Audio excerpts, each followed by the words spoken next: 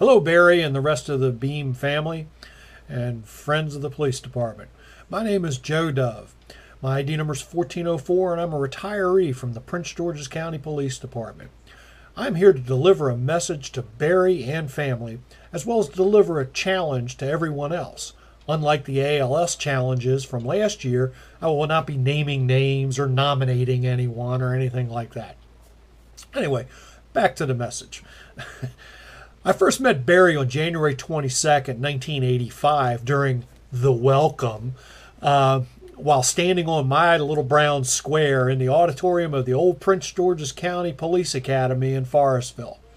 I was in the Maryland National Capital Park Police and part of Session 29.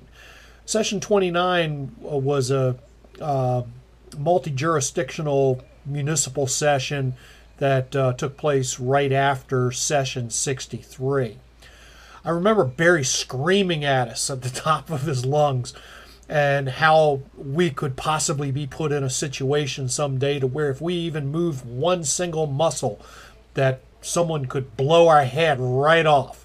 Of course, when Barry was describing it at the time, the language was a lot more colorful than it is here in this video. Anyway, I stood there motionless, scared to death to move, and I kept thinking to myself, what the hell did I get myself into? Anyway, as the weeks progressed through the academy, things got easier. Barry and the other instructors started to lighten up and became much more entertaining. We learned great things at the time. We learned that the pen is mightier than the mouth. There were various charges in the Maryland vehicle law which were the same, but you could choose on whether you wanted to be a little or a big one. We learned about the advantages of being stylishly slim. Of course, those advantages have left me years ago. We also learned about driving at warp factor whatever. On some Friday afternoons, Barry would warn everyone in the class that Spider 8 was going to be 10-8. And don't get caught in the spider's web. That was when he was going out that weekend to work on the DWI task force, or I believe it may have been called Operation Spider at one time. We learned that Barry sat on the left hand of the father because the right hand was already taken. Because of Barry's teaching style, I learned so much, and actually I just absorbed it because I loved it so much and was entertained and things to where I'm proud to say that I graduated number 2 academically in my class. In May 1987, I lateraled over to the Prince George's County Police and was given the ID number of 1404. For paperwork purposes only, because I didn't actually go through another academy class, I was carried as a member of Session 66. But in truth, I have no class at all. I've been told that plenty of times in my life, so what the heck. Barry was the person who told me what my new ID number was. I remember standing in the clothing trailer outside the front doors of the academy in Forestville. I told Barry I was really happy with that ID number because 4 was my lucky number. And yes, for those of you who remember, Ruth was there at the time. During my career, I came to Barry numerous times to ask his opinion about certain circumstances or cases related to traffic law. I've always valued his opinion and expertise. One of the most touching thing that Barry ever did for me didn't even involve me. In the early 1990s, Barry learned that Joe Dove had cancer and was terminally ill in Washington Hospital Center. Barry and I hadn't seen each other in a couple years, so maybe he felt that it slipped under the radar or whatever. But he later told me how he dropped everything he was doing at the police academy, jumped into his cruiser, rushed down to the hospital to see me. Upon entering the hospital room, Barry saw an elderly man who was very ill and dying from cancer. That man was Joe Dove. Joe Dove was a Prince George's County police officer for many years, and he was not related to me whatsoever. A lot of old timer police officers on the department thought that he was my father, but I've never met the man, and he was no relation to me at all. But anyway, Barry sat down and talked with him for a couple hours because he was a police officer.